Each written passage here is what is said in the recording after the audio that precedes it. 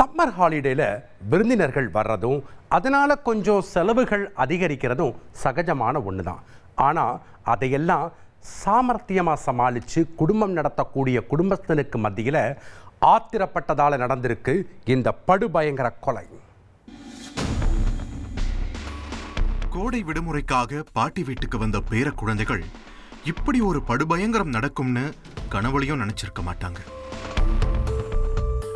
துக்கம் தாங்க முடியாம இங்க அழுதுட்டு இருக்கிற பெண்ணோட தாய் கழுத்தறுத்து மிக கொடூரமான முறையில கொலை செய்யப்பட்டிருக்காங்க. இந்த படுபயங்கரத்தை செஞ்சவர் இந்த பெண்ணோட தகப்பன்னு தெரிய வரவும் இந்த உலகத்துல தனக்கான மொத்த ஆதரவும் ஒரே நொடியில முடிஞ்சு போனது நினைச்சு ரொம்பவே உடைஞ்சு போயிருக்காங்க.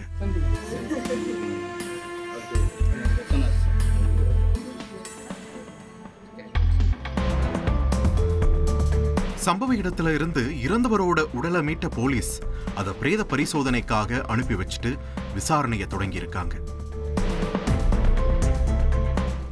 என்ன நடந்துச்சுன்ற முழு குற்ற பின்னணியை தெரிஞ்சுக்க செய்தியாளர் கார்த்திகோட விசாரணையில களமிறங்கினோம். கொல்லப்பட்டவர் 55 வயதான பரமேஸ்வரி, விருதுநகர் மாவட்டம் வத்திராயிருப்பு வெள்ளாளர் வடக்கு தெருவை சேர்ந்தவங்க.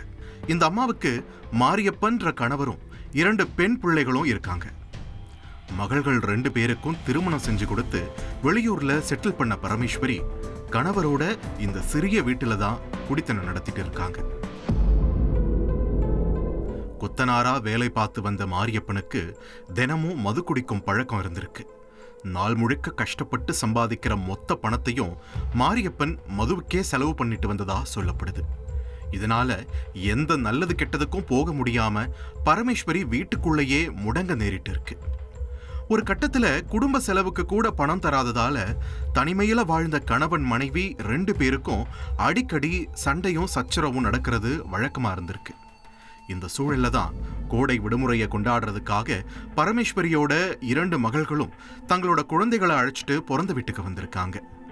மகள்களையும் பேர குழந்தைகளையும் கண்ணில் பார்த்ததும் பரமேஸ்வரிக்கு எக்கச்சக்கமான சந்தோஷம். கணவர்கிட்ட பேரனுக்கு என்னெல்லாம் பிடிக்குமோ அதெல்லாம் வாங்கிட்டு வந்து விதவிதமா சமைச்சு கொடுக்கணும்னு ஆசைப்பட்டிருக்காங்க. ஆனா மது போதைக்கு அடிமையான மாரியப்பனால பரமேஸ்வரி குடும்ப செலவுக்காக கேட்ட பணத்தை கொடுக்க முடியல. மருமகன்கள் கிட்ட இருந்து செலவுக்கு பணம் வாங்கினா அது அவமானம்னு பரமேஸ்வரி நினைச்சிருக்காங்க. இந்த சூழல்ல தான் போன ஞாயிற்றுக்கிழமை கறிக்குழம்பு சமைச்சு மகள்களுக்கும் பேர குழந்தைகளுக்கும் கொடுக்கணும்னு பரமேஸ்வரி கணவர்கிட்ட பணம் கேட்டதா தெரியுது. என்கிட்ட பணம் இல்லைன்னு மாரியப்பன் டென்ஷன் ஆகவும் பிரச்சனை வெடிச்சிருக்கு.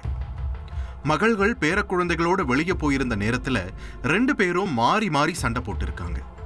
ஒரு கட்டத்துல எப்போ பாரு காசு காசு காசுன்னு கடுப்பான கணவன் வீட்டில் இருந்த கத்தியால மனைவியோட கழுத்தை கரகரன்னு அறுத்து கொலை செஞ்சிருக்காரு. பரமேஸ்வரி படுக்கையிலேயே துடிதுடிச்சு பரிதாபமா இறந்து போகவும் போலீஸ் கிட்ட மாட்டிக்கிட்டா என்ன பண்றதுன்னு பயந்த மாரியப்பன் வீட்டில இருந்து எஸ்கேப் ஆகியிருக்கிறது விசாரணையில உறுதியாகியிருக்கு. நடந்த சம்பவம் தொடர்பா கொலை வழக்கு ரெஜிஸ்டர் பண்ண போலீஸ் தலைமறைவாகி உள்ள மாரியப்பனை தொடர்ந்து வலைவீசி தேடி வராங்க. கோடை விடுமுறையை கொண்டாட வந்த இடத்துல பாட்டிய தாத்தா கொலை செஞ்சிட்டதால இப்ப பேர குழந்தைகள் அதிர்ச்சியில உறைஞ்சு போயிருக்காங்க.